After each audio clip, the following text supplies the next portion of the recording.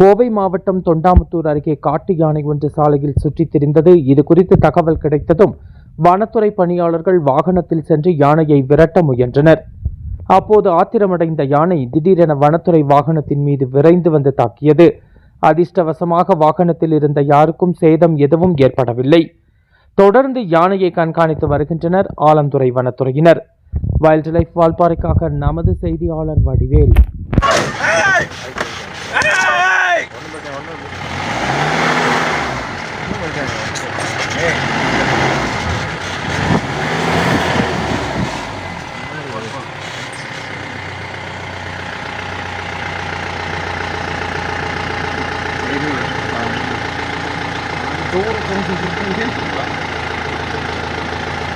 சொன்ன